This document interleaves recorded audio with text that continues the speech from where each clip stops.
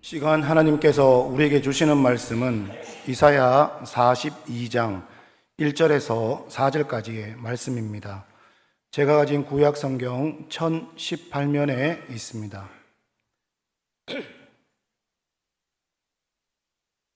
이사야 42장 1절로 4절까지의 말씀 다 찾으셨으면 제가 봉독해 드리겠습니다. 내가 붙드는 나의 종, 내 마음에 기뻐하는 자, 곧 내가 택한 사람을 보라. 내가 나의 영을 그에게 주었은즉 그가 이방의 정의를 베풀리라. 그는 외치지 아니하며 목소리를 높이지 아니하며 그 소리를 거리에 들리게 하지 아니하며 상한 갈대를 꺾지 아니하며 꺼져가는 등불을 끄지 아니하고 진실로 정의를 시행할 것이며 그는 쇠하지 아니하며 낙담하지 아니하고 세상의 정의를 세우기에 이르리니 섬들이 그 교훈을 앙망하리라. 아멘. 오늘 말씀을 생각하면서 한번 따라하겠습니다. 택함을 받은 하나님의 쓰임받는 종이 되겠습니다. 아멘. 예, 오늘 말씀은 지금부터 한 2600년 전에 여호와의 종의 노래라는 유명한 구절이기도 합니다. 이사야서는 아주 독특한 사상이 있는데요. 그것은 바로 종의 사상이라는 것입니다. 이 종이 우리를 구원하신 메시아이신 예수님을 말씀하는데요. 이사야서에서는 고난받는 종, 겸손한 종, 또 하나님이 쓰시는 종으로 표현되기도 합니다. 이 종이란 이름을 좋아했던 사람이 바로 신약의 사도 바울이기도 합니다. 사도 바울은 나는 예수 그리스도의 종이다. 나는 예수 그리스도의 종으로 부름을 받았다라고 자기의 쓰였던 모든 이 말씀 서두에 그렇게 기록되기도 했습니다. 여러분, 우리 자신을 스스로 당당하게 내가 누구라고 밝히는 사람은요 축복받은 사람일 것입니다. 그러나 문제가 있는 사람은 자신의 신분을 잘 밝히지 않게 되죠. 한번 따라하겠습니다. 나는 주님의 택함받은 종입니다. 다시 한번 따라하겠습니다. 나는 주님의 쓰임받는 종이 되겠습니다. 아멘. 예, 오늘 본문은 이 네 개의 여호와의 종, 이사야서에 나오는 네 개의 여호와의 종의 노래 가운데 첫 번째 등장하는 노래입니다. 1절 말씀에 보면은 내가 붙드는 나의 종, 내 마음에 기뻐하는 자, 곧 내가 택한 사람을 보라. 내가 나의 영을 그에게 주었은즉 그가 이방의 정의를 베풀리라. 이렇게 말씀합니다. 종이란 노예를 의미하죠. 그래서 누구나 다 종이 되는 것을 싫어합니다. 그런데 예수님을 믿는다는 것은 스스로 종이 된다라고 하는 것을 포함합니다. 사람의 종이 아니라 하나님의 종이 되는 것인데요. 다시 말하면 성도는 스스로 하나님의 종이 된 사람이다라는 거죠. 오늘 보면 1절에 자세히 보면은 하나님이 쓰시는 종의 특징들의 내용이 잘 나와 있습니다. 첫째, 종은 하나님께서 붙드신다는 거죠. 내가 나의 붙드는 나의 종이다 그러죠. 그래서 붙들어 주신다는 말씀은 하나님이 떠받들어 주신다, 지원해 준다는 거죠. 그래서 하나님이 인정하고 인도하고 보호해 주는 종, 이 붙들어 주는 종이 바로 하나님의 종이다라는 거죠. 그래서 이 말은 어떤 실패나 좌절 속에서도 비록 부족하고 연약하고 제대로 준비가 되지 않았어도 하나님께서 그 사람을 꼭 붙들어 주시는 종이다라는 거죠. 또 종의 특징은 하나님께서 기뻐하신다라는 거죠. 내 마음에 기뻐하는 자, 곧 내가 택한 사람을 보라 그랬습니다. 그 하나님께서 내가 택한 사람을 보라. 내 자식의 이름을 막 내 자식이 누굽니다 한번 보십시오라고 알려주는 사람처럼 내 자식, 내 손주 너무 좋다고 요즘 뭐 핸드폰 이렇게 메인 화면에 자식, 손자 이렇게 얼굴을 가는 것 같이 너무 보기만 해도 좋다라는 거예요. 하나님께서도 사람을 창조하시고 이렇게 난 뒤에 너무 마음에 좋았더라, 이런 고백이 있죠. 그리고 예수님께서 요단강에 세례를 받았을 때에 이는 내 사랑하는 자여, 내 기뻐하는 자다. 이 기뻐하는 자가 바로 내가 너무너무 좋아하는 자다라고 기뻐한 것입니다. 그래서 하나님께서 서시는 종은 하나님께서 기뻐하는 사람이다라는 거죠. 그다음 세 번째로 보면은 하나님께서 택한 사람이다라는 거죠. 곧 내가 택한 사람을 보라 그랬습니다. 택했다는 것은 많은 것 중에 하나를 꼭 집어냈다는 것입니다. 하나님께서 여러분의 이름을 이 손바닥에 새겼다 이렇게 말씀하죠. 하나님은 우리 한 사람 한 사람을 수많은 사람의 무리로 보지 않고 유일한 한 사람 인격체로 본다라는 거죠. 그래서 군중의 무리로 보지 않고 한 사람 한 사람, 내 자식, 내 손주처럼 대하듯이 그렇게 한 인격체를 바라본다는 거죠. 그래서 내가 택한 사람이다. 그리고 한 가지는 더, 종은 사명을 위해서 특별한 은혜를 받은 사람이다라는 거죠. 내가 나의 영을 그에게 주었은즉 그가 이방의 정의를 베풀리라. 그래서 사람도 일을 시킬 때 일할 수 있는 여건이 되어야 되고 일할 수 있는 여건을 만들어 줍니다. 마찬가지로 하나님께서 우리에게 일을 시킬 때도 우리의 여러 가지 환경과 쓸 것과 사람들을 붙여주시는 거예요. 그래서 약속하시고 축복과 은혜를 베풀어 주시고 때로는 또 능력을 주시고 또 하나님의 역사하심을 체험케 하시는 것입니다. 여기서 여러분, 이 종이 탁월한 까닭은 하나님께서 그에게 영을 부어주시기 때문이다라는 거죠. 여러분, 하나님의 영, 성령으로 충만하시기 바랍니다. 하나님께서 능력을 주셔야 일을 할 수 있습니다. 하나님께서 내게 능력을 주시고 영을 부어주셔야 우리가 제대로 기도할 수가 있는 거예요. 내 힘으로 하면은 여러분, 이 일을 할 때, 교회 일을 하든지 세상 일을 할 때도 참 피곤합니다. 근데 하나님께서 나를 이 자리에 보내주시고 하나님께서 나에게 이 일을 주셨다. 이 생각을 하면요, 힘이 나오게 되어 있습니다. 그것은 내가 하는 것이 아니라 하나님의 주신 힘으로, 하나님 주신 능력으로, 하나님 주신 성령의 역사로 하게 된다라는 거죠. 그래서 여러분, 저는 이 시간 울산 호교교에 하나님의 영이 풍성하게 부어지기를 바랍니다. 여러분들에게 하나님의 영이 풍성하게 부어지기를 바랍니다. 눈이 열리고 귀가 열리고 힘없는 자에게 힘이 생기고 소망 없는 자에게 소망이 생기고 꿈을 꾸지 못했던 자에게 꿈이 생기는 기적과 역사는 하나님의 영이 임할 때 가능하다는 거죠. 오늘 이런 일이 여러분들에게 일어나기를 바랍니다. 하나님의 능력을 받고 일을 하여 보십시오. 하나님의 영이 여러분에게 임해야 이것이 진정한 하나님의 종이 될 수가 있는 것입니다.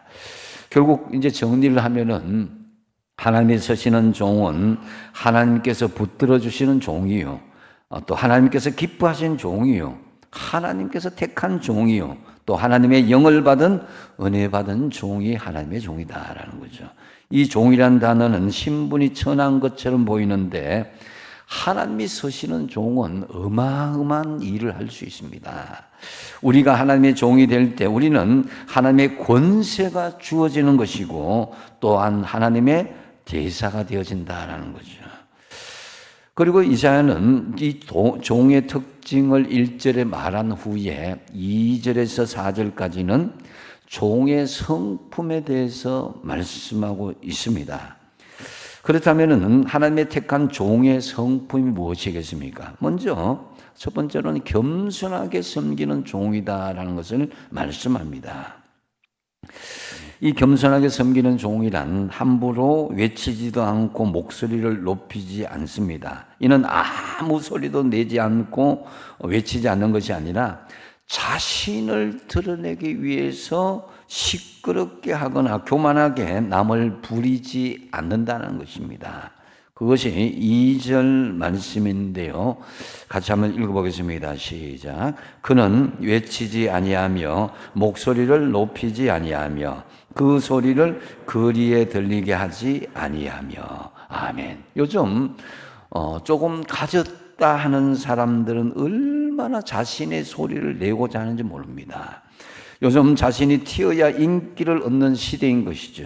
그래서 자신을 드러내고자 많이 PR하고 자신의 장점을 나타내고자 합니다. 그러나 하나님의 참된 종은 어떤 인기에 야합하거나 사람을 선동하지 않습니다. 참된 종은 겉으로만 외치지 않고 목소리를 독점하지 않고 소리가 거리에 들리지 않는 겸손한 인격적인 성품을 가진 소유자입니다. 오늘날 되게 이런 사람들, 소리를 내지 않고 겸손하게 자기 소리를 죽이는 사람들 보면 뭐 바보 같다, 아니면 실속이 없다, 이렇게 말하고 생각할 것입니다. 어쩌면은 세상에서는 왕따를 당할 수도 있습니다. 하지만 하나님 나라에는 이런 사람들이 필요하고 이런 종이 필요하다라는 거죠. 하나님의 일은 이런 사람, 소리 소문 없이 순교하는 사람이 필요합니다.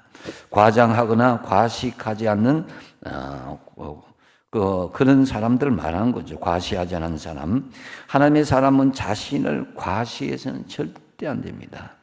신약에 보면은 목소리를 높이고 북치고 장구치고 자기 자랑하는 대표적인 사람들이 바로 그 부류가 바리새인들이었죠.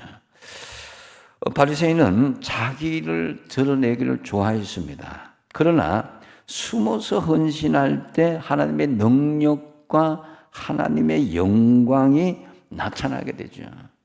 하나님의 능력은 가리면 가릴수록, 은밀하면 은밀할수록 그 능력이 더 드러나게 되어 있습니다. 그러므로 하나님 앞에서 겸손하게 자신을 낮추게 되면은 하나님의 영광과 능력이 임하게 된다라는 거죠.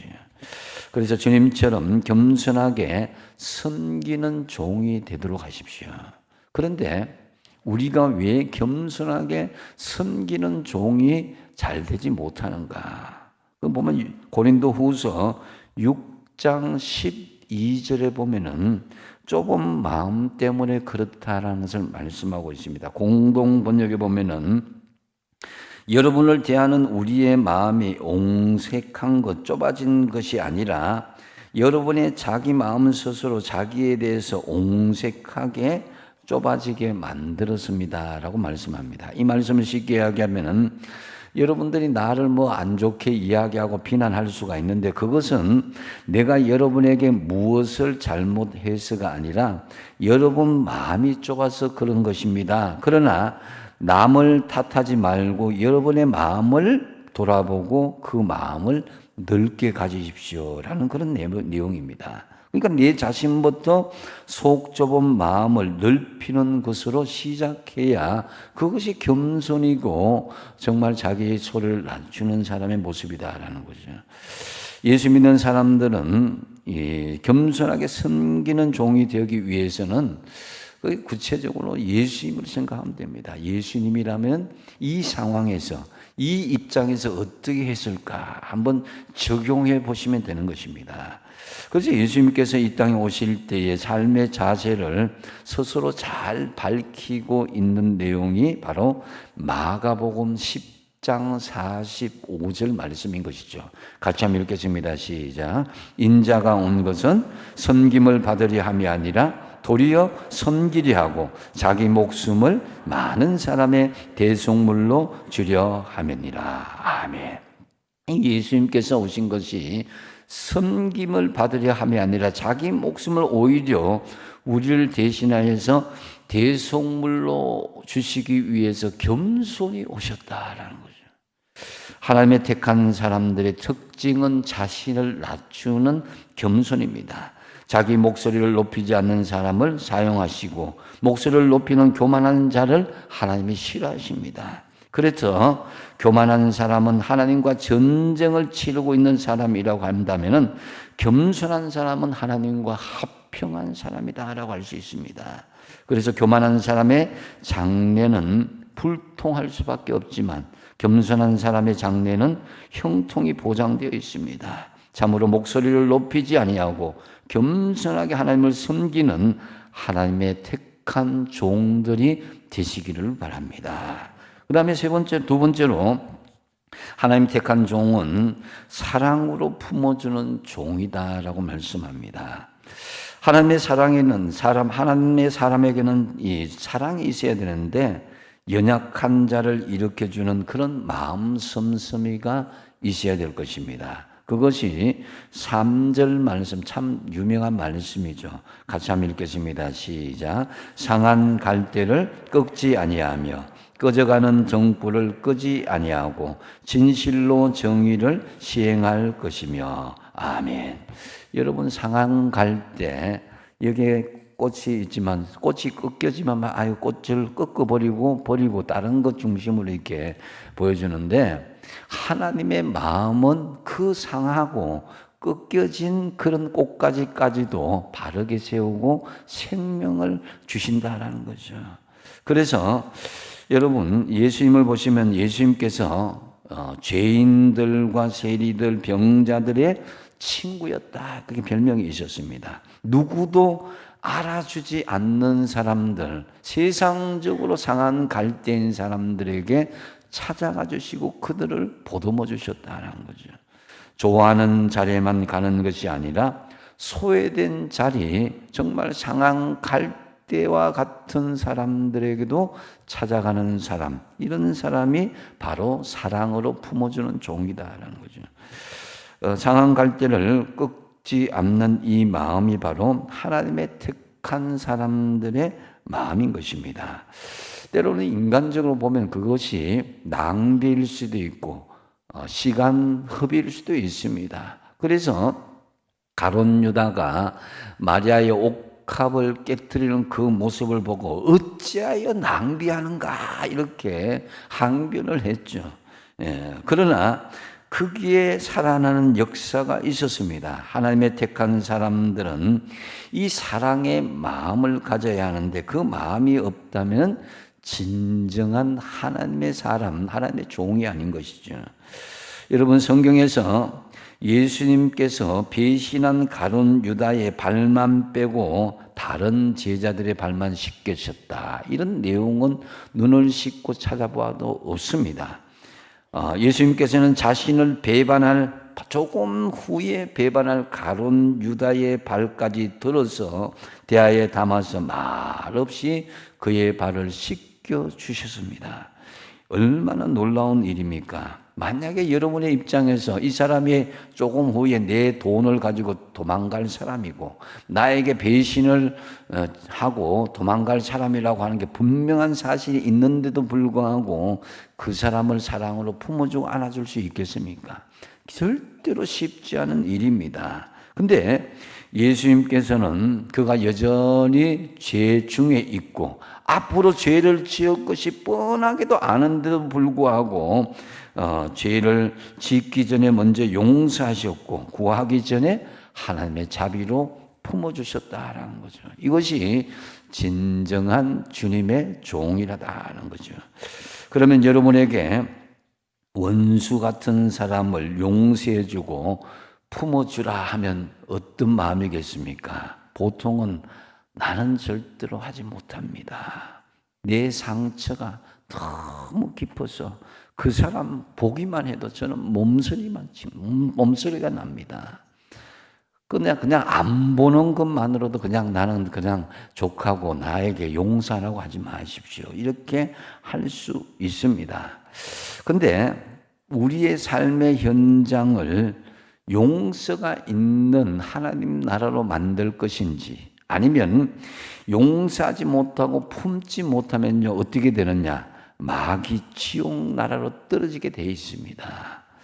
그래서 에베소서 4장 32절이 그것인데요, 서로 친절하게 하며 불쌍히 여기며 서로 용서하기를 하나님이 그리스도 안에서 너희를 용서하심 같이 하라. 여러분, 예수님께서 우리가 다 이뻐서 용서해 주신 것 아닙니다. 예수님께서 우리가 죄가 없어서 우리를 사랑하고 품어주신 것이 아니라는 것을 기억하면 우리가 과연 용서하지 못하고 품어주지 못할 그런 사람이 어디 있겠습니까? 그래서 이 용서는 미루다가 그 기회를 놓치게 되면, 만약에 부지불식간에 우리 인생 마감하게 된다면 내가 용서하지 않았기에 나는 너를 도무지 모른다. 나는 너를 용서할 수 없다. 이렇게 하면은 어떡할 거예요? 여러분 기억하십시오. 주님의 용서받은 우리는 용서가 선택이 아니라 필수사항이라는 것을 기억하셔야 돼요. 그리고 사랑한다면요, 사랑하는 그것에 끝나지 말고 말이나 그냥 외형적으로 끝나지 말고 품어줄 수 있는 것이 진정한 용서요 사랑이다라는 거죠. 그래서 품어준다는 것은 구체적인 위로가 있어야 됩니다. 주님의 마음으로 위로하여 주십시오. 고린도후서 1장 4절에 보면은 우리의 모든 환난 중에서 우리를 위로하사 우리로 하여금 하나님께 받는 위로로서 모든 환난 중에 있는 자들을 능히 위로하게 하시는 이시로다. 아멘. 우리가 하나님의 위로를 통해서 위로함을 받지만요, 한편으로 서로 믿음의 식구들을 통해서 위로함을 받게 되는 것입니다. 내가 힘들고 어려울 때 누군가가 따뜻한 말 한마디, 아니면 그냥 내 곁에 와서 가만히 함께 있어주는 것만으로도 그 사랑의 마음, 그 사랑에 감사주는 마음을 통해서 위로가 된다라는 거죠. 그래서 고린도후서 1장 6절을 같이 한번 읽어보겠습니다. 1장 6절 고린도후서 1장 같이 읽겠습니다. 시작. 우리가 환난 당하는 것도 너희가 위로와 구원을 받게 하려는 것이요, 우리가 위로를 받는 것도 너희가 위로를 받게 하려는 것이니 이 위로가 너희 속에 역사하여 우리가 받는 것 같은 고난을 너희도 견디게 하느니라. 아멘. 자, 여기서 바울이 깨달은 것은 내가 이 환난을 겪는 것이, 환난 받는 것이, 이것이 분명한 목적이 있다는 것이죠. 그것은 바로 우리를 위로하기 위함이요, 우리를 구원하기 위함이다라는 거죠. 용서 후에 회복을 위한 필수적인 과정은 품어주는 위로입니다. 하나님이 택한 사람은 꺼져가는 영혼을 붙들고 상한 영혼을 붙잡고 눈물 흘리며 같이 보듬어서 기도해 주는 사람이 아니겠습니까? 하나님의 사랑으로 포기하지 않고 부둥켜 안아서 살려내시는 하나님의 종이 다 되시기 바랍니다. 그래서 하나님의 택한 종으로 사랑으로 품어주는 위로자가 다 되시길 바랍니다. 또한 세 번째로, 하나님의 택한 종은 정의를 위해서 고난을 이겨내는 종이다라고 말씀합니다. 여러분, 하나님의 종은 세상의 종과는 다릅니다. 얕보지 말아야 될 것은, 하찮게 하지 말아야 될 것은 바로 하나님은 바로 능력과 역사를 그의 종들에게 주기 때문입니다. 타협하지 않고, 예수님은 권력에도 불구하지도 않고 세상적인 이익을 쫓지도 않았습니다. 4절 말씀이 그것인데요, 같이 한번 읽어보겠습니다. 시작. 그는 쇠하지 아니하며 낙담하지 아니하고 세상의 정의를 세우기에 이르리니 섬들이 그 교훈을 앙망하리라. 아멘. 종은 어떤 고난과 역경도 이겨내는데, 역경에 쓰러지는 사람은 하나님의 택한 온전한 종이 아닌 것이죠. 고난에서 포기하는 사람은 하나님의 종이 아닙니다. 예수님을 보십시오. 예수님은 공생에 3년 반 하시고 33살에 돌아가셨습니다. 여러분, 오래 사는 것이 무조건 축복이 아니라 옳게 사는 것, 하나님 앞에 바르게 사는 것이 축복인 줄로 믿으시기 바랍니다. 여러분, 예수 믿고 복받고 건강하게 사는 것이 우리의 인생의 목적이 아닙니다. 우리가 예수 믿고 가장 본질적인 이유는 바로 종의 사람이 되는 거예요. 우리는 하나님의 종이 되기 위해서 쇠하지 아니하며 낙담하지 아니한다고 그랬습니다. 그래서 우리가 정말 하나님의 종으로 낙심하고 쓰러지는 이유, 이것이 바로 사탄이 우리에게 정말 낙심을 주고 실망케 합니다. 부정적인 마음을 심어주는 거죠. 네 저번에도 안 됐고, 이런 사람 저런 사람 상처를 주고, 뭐 이런 환경 저런 환경이 있으니까 너는 안 될 거야 하는 그런 마음들을 심어주기는 되는데, 이런 마귀는 낙심이라는 무기로 공격할 때 낙심할 때 우리가 뭘 해야 됩니까? 엎드려 기도해야 될 줄 압니다. 기도하며 능력을 구하면은 하나님께서 우리에게 인내할 수 있는 힘을 주시는 거죠. 그러므로 아무리 절망 가운데 빠져서 모든 것이 할 수 없다 할지라도 하나님이 나의 하나님이라는 사실을 분명히 그런 굳은 믿음을 가지고 소망으로 이겨내시기 바랍니다. 포기하지 않는 사람, 그 사람을 하나님이 사용하는 거죠. 그래서 마귀가 진짜 두려워하는 사람 누구냐? 끝까지 포기하지 않고 하나님의 정의를, 공의를 위해서 인내하는 믿음을 가진 사람인 거예요. 디모데후서 2장 3절이 그것인데요. 너는 그리스도의 예수의 좋은 병사로 나와 함께 고난을 받으라 그랬습니다. 이것이 하나님의 종의 모습에 또 본질적으로 들어간 내용이기도 합니다. 예수님의 좋은 군인이 된다 하는 것은 바로 예수님과 함께 고난을 받는 것이다. 이게 종의 본질적인 모습인 거죠. 군인 생활하는 사람이 뭐 호텔에서 먹는 것 같다면 그건 군대 생활이 아닌 것이죠. 또 외형적으로 군복을 입고 무기를 다 소지했다고 해서 군인이 아닙니다. 내용이 중요한 거죠. 화생방 훈련받고 유격 훈련받고 사격 훈련받고 온갖 어려운 고통이 따라야 군인 정신이 나오고 군인이 될 수 있습니다. 고난을 통해서 연단을 통해서 훈련이 거듭될수록 비로소 그 사람이 그리스도의 영적 군사가 되는 거예요. 주의 일을 하다 보면은 참으로 예기치 못한 고난과 어려움, 여러 가지 핍박을 닥칠 수도 있지만 그것을 인내하며 이겨내는 사람이 진짜로 그리스도의 종이요 하나님의 택함 받은 종이라는 것입니다. 종으로 살다 보면은 손해를 보고 어려움을 겪습니다. 자신이 공개적으로 믿는 사람이라는 것을 이야기하는 것, 고난을 감수하면서 하나님의 종으로 살아가겠다는 그런 결단이기도 하죠. 그래서 우리는 숨겨진 그리스도인이 아니라 공개적인 택한 그리스도인이 그리스도의 종이 되어야 된다는 거죠. 그래서 일터에서 여러분 부끄러워하지 않고 기도로 시작하고 업무 시간 외에 약간의 틈이 나면은 성경도 공개적으로 묵상할 수 있어야 됩니다. 그리스도인으로 살겠다는 것은 곧 내가 그리스도의 종으로 세상 속에서도 그런 모습을 드러내겠다는 거죠. 여러분 또한 요즘 전도할 때 여러분 사람들이 반기던가요? 아파트 경비원들에게 쫓겨나기도 하고 어떤 사람은 너를 막 째려보기도 하고 재수없다고 소금을 막 뿌리기도 하고 육두문자를 섞어가면서 악감을 품고 대적하기도 합니다. 그런데 그것이 두렵다고 그것이 고난이 온다고 우리가 포기해서는 안 됩니다. 초대교인들을 생각해 보시고 바울을 생각해 보십시오. 누가복음 9장 26절에 보면은 누구든지 나와 내 말을 부끄러워하면 인자도 자기와 아버지와 거룩한 천사들의 영광으로 올 때에 어떻게 된다고요? 그 사람을 부끄러워하리라 그랬습니다. 여러분, 내가 예수님과 복음 전하기를 부끄러워하면 예수님도 그 사람을 부끄러워할 수밖에 없다라는 거죠. 그래서 너는 예수 그리스도의 좋은 병사로 하나님의 종으로 나와 함께 고난을 받으라 그런 거예요.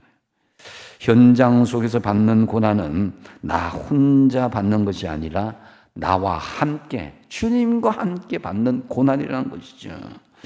우리 믿음의 사람들, 하나님의 사람들은 분명히 힘으로 능력으로 법으로 권세로 싸워서 이기는 존재가 아닙니다. 믿음으로 선한 싸움을 싸워야 되는 거예요. 로마서 12장 21절 말씀처럼 악에게 지지 말고 선으로 악을 이겨야 된다는 거죠.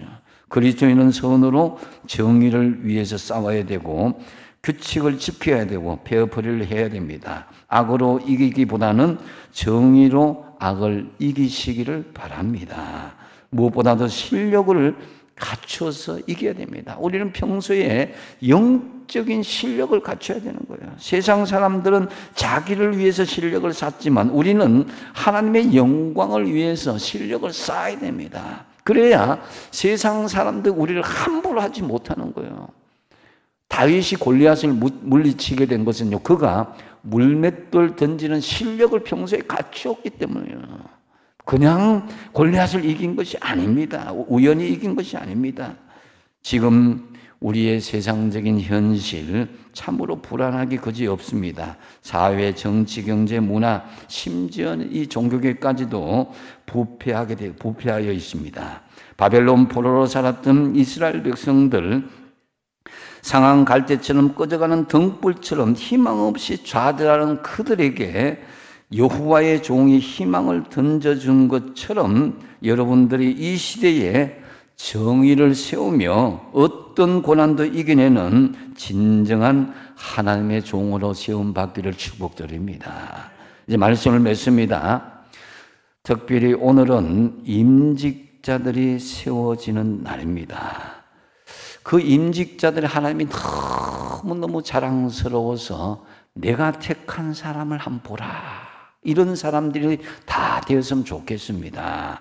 오늘 임직받으시는 장로님 4분, 안주입사인 9분, 권사님 15분, 명예권사님 8분들 진정한 하나님의 택함받은 사람으로 쓰임받기를 소망합니다.